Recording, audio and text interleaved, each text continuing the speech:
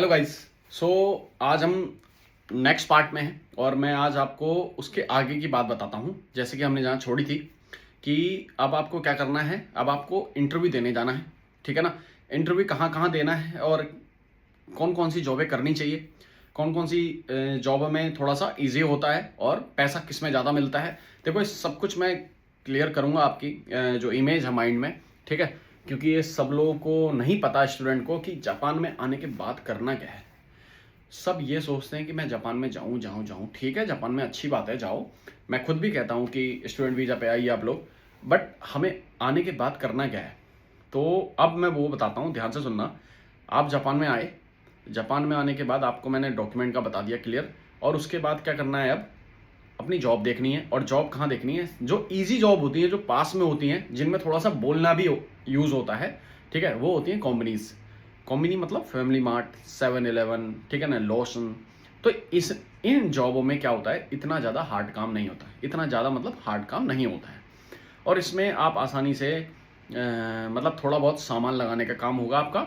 ठीक है, मैं डिट्टो बता रहा हूँ, प्रैक्टिकल सामान आता है 2 या 3 बार मेरे ख्याल से, जहाँ तक मैंने देखा है। मतलब बाहर से कोई कंपनीज आती हैं, एक्सपोर्ट मतलब और रख के चली जाती हैं। और वो क्या करते हैं, फिर उनको लगाना होता है उनकी जगह पे। जैसे अगर कहीं बियर्स हैं या कुछ सामान है या जो भी है, उनको लगाना है। वो सामान हो गया।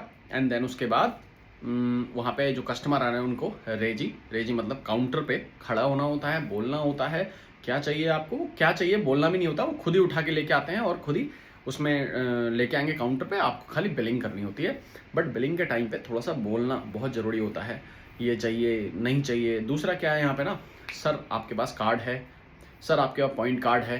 तो ये चीज़ों का ना बहुत ध्यान रखना पड़ता है जापान में, कि हमें ये किस तरीके से बोलना है। सामने वाले को हमें पूछना पड़ेगा कि आपके पास है या नहीं। अगर आप नहीं बोलोगे ना, तो वो बाद में निकाल के देगा और बाद में आप उसको पॉइंट को यूज़ नहीं कर पाओगे, मतलब लगा नहीं पाओगे। ये ध्यान रखना। तो चीज़ें नहीं होंगी। और देखो, हर कोई जापान में ऐसा नहीं है कि बहुत ज़्यादा सीधे लोग हैं, ये हैं ऐसा, ये इमेज माइंड से हटा देना। क्योंकि जो कस्टमर है ना, वो कस्टमर की जो एक इमेज है, मैं जितना जापान में लोगों को जानता हूँ, उनकी इमेज ये है कि मैं कस्टमर हूँ यहाँ पे। वो खुद को ही भगवान समझ रहे हैं। सामने वाला शॉपकीपर अगर कस्टमर को समझे कि हाँ, मेरे पास एज अ कस्टमर नहीं, भगवान आया, तो ठीक है, चलता है। बट कुछ लोग जापान में ऐसे हैं जो इतना रूडली बात करेंगे, ओए ये दे दे, वो दे दे, ठीक है ना, अय थवा खतोते हैं। तो इस तरीके से जो वार्तालाप होती है, हम वहाँ पे कुछ नहीं कह पाओगे, आप लोग कुछ भी नहीं कह पाओगे किसी से भी, ये ध्यान रखना। तो उसके लिए थोड़ा सा ना खेलना पड़ेगा, माइंड थोड़ा साफ रखना। और डरना नहीं है चीज़ों को करने में। और ऐसा कुछ नहीं है, नॉर्मल जॉब होती है।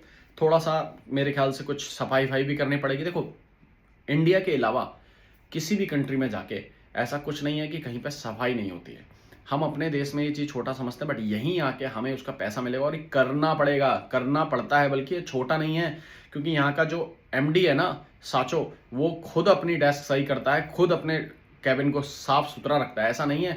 और दूसरी बात, एमडी के लिए भी यहाँ पे कार नहीं आती है, वो खुद ट्रेन से चल के आता है, ट्रेन से आता है, ये ध्यान रखना। तो हम कहाँ थे कि आप लोग क्या करना है, सबसे इजी जॉब जो है बगल में आपके, टाइम बचेगा। लॉसन मतलब फैमिली मार्ट्स, जो भी कॉम्बिनी जिनको हम कहते हैं, ये जापान में कॉम्बिनी होते हैं। ठीक है, तो वहाँ पे जाके आप अपना इंटरव्यू दो, छोटा सा, इतना ज़्यादा कुछ इंटरव्यू होता नहीं है। थोड़ा बहुत आपकी स्पीकिंग देखेंगे, कभी काम करा है नहीं करा है। ध्यान रखना, पीछे आपके जायरू कार्ड में 28 आवर्स का 100% होना ही चाहिए। ठीक है, अब उससे तुम बात करो कि मैंने, मान लो तुमने इंटरव्यू दिया, इंटरव्यू देने के बाद हो भी गया। अब हो तो गया, मगर उससे बात करो, अच्छे से बात करो। अपनी स्टार्टिंग में ही बात नहीं करनी है। 1 हफ्ता अपना काम अच्छा दिखाओ, ठीक है, 2 हफ्ते दिखाओ। और 2-3 हफ्ते के बाद ना क्या करना है कि उससे बोलो, मतलब जो कॉम्बिनी का जो मैनेजर होता है उसको बोलते हैं तेन चो। तेन मतलब मीसेनो तेन, ठीक है ना, चो, ठीक है ना, साचो नो चो। तो अब तेन जो हेड ऑफ द कॉम्बिनी बोल सकते हैं उसे, ठीक है। तो तेंचो को क्या बोलना है आप लोगों को कि तेंचो 28 आवर्स तो है, 28 आवर्स में जितने आवर्स मैं आपके पास करता हूँ, ठीक है ना, मान लो कहीं आपने 14 घंटे कहीं कर रहे हो, 14 घंटे इसके पास कर रहे हो, कि 14 घंटे मैं आपके पास कर रहा हूँ, तो 14 घंटे के और मैं ज़्यादा कर सकता हूँ क्या, और उसका पैसा आप मुझे इन हैंड दे सकते हो क्या। ये बात ध्यान रखना। देखो, ये ऐसी वो नहीं है कि सब लोग करते नहीं है। मैं बस इसलिए बता रहा हूँ कोई फंसे ना, कोई चीज़ें आप लोगों को परेशानी ना हो, गलत काम, क्योंकि माइंड में जब पता नहीं है किसी को कुछ भी, तो कुछ भी कर जाओगे, तो ऐसा ना हो। बात ध्यान से सुनो। क्या करना है, हमें तेंचो से बात करनी है, ठीक है।